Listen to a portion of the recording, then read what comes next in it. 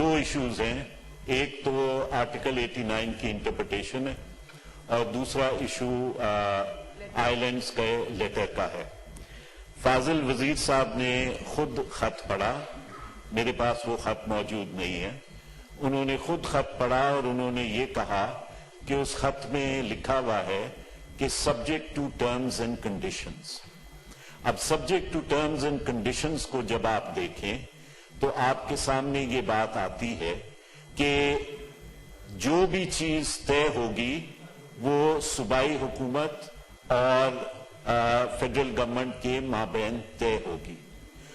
2 ستمبر کو رات کے اندھیرے کے اندر پریزیڈنٹ ایک آرڈیننس کو پروملگیٹ کرتا ہے in which the Sindh government is not taken on board, the Sindh government is not consulted, and the terms and conditions are laid down in that ordinance. آپ اس آرڈیننس کو پڑھیں اور آپ کے سامنے یہ بات عیاں اور واضح ہو جائے گی کہ تمام کی تمام ٹرمز اینڈ کنڈیشنز جو ہیں وہ از خود فیڈرل گورنمنٹ نے طے کر کے اس آرڈیننس کے اندر پروملگیٹ کر دی. پھر اس آرڈیننس کو خفیہ رکھا گیا as if it was the site plan of Kahuta, اور اس کو نہ سندھ کی گورنمنٹ کے ساتھ شیئر کیا گیا, نہ اس کو بلوچستان کی حکومت کے ساتھ شیئر کیا گیا, اور نہ ہی اس کو میڈیا میں آنے دیا گیا. جس طرح میڈیا کی گیگنگ ہو رہی ہے اس طرح اس آرڈیننس کو میڈیا میں بھی نہیں آنے دیا گیا.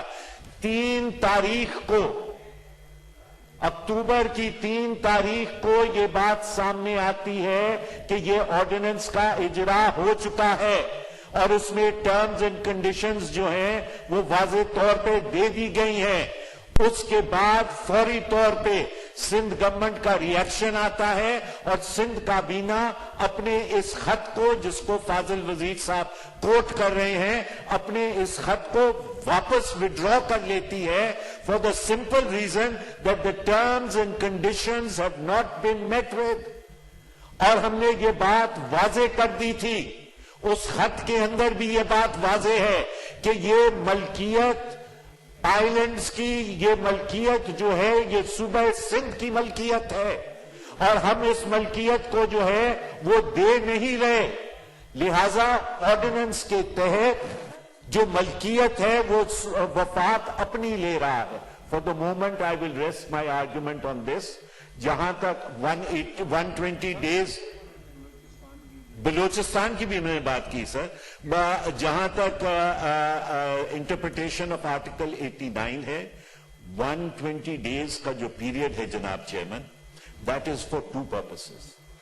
پہلا پرپس 120 ڈیز کا پیریڈ کا ہے کہ آرڈیننس جو جاری ہوگا وہ انفورس رہے گا 120 دنوں کے لیے, انلیس ان 120 دنوں کے اندر ایک ریزولوشن آف ڈس اپروول آ جائے ان آئیدر ہاؤس. اگر وہ ریزولوشن پاس ہو جائے تو the ordinance will cease to have effect forthwith ود. جہاں تک لیئنگ آف دی آرڈیننس کا تعلق ہے جناب چیئرمین, نیشنل اسمبلی کے اسپیکر کی رولنگز ہیں, چیئرمین سینٹ کی رولنگ ہے, ایک نہیں لاتعداد رولنگز ہیں دونوں پریزائڈنگ آفیسرز کی, کہ the ordinance will be laid in the first session on which, after which it will be laid in the first session. اور اسی طرح there are a number of rulings of the Superior Court کہ as soon as may be means within a period of 5 to 6 days. Chairman senate کی rolling ہے کہ within 10 days, اور اگر 10 days کے اندر یہ نہیں ہوتا of the first session, then the government will explain each and every day's delay. So there is no question کہ within a period of 120 days it has to be laid. اگر 120 days کی limit ہوتی تو پھر the ordinance for disapproval becomes totally irrelevant. پھر تو وہ اپنا ٹائم پورا کر رہی ہے. یہ 120th ڈے پہ لا کے اس کو رکھ دیں گے اور ڈس اپروول کی آرڈیننس نہیں آ سکے گی. لہٰذا I have consumed enough time. I think for the time being this is sufficient. میں آپ سے پھر گزارش کروں گا کہ آپ منڈے کی جی میں بتا دیا کہ بڑی مہربانی سے. Thank you. Senator doctor Asif Kirmani.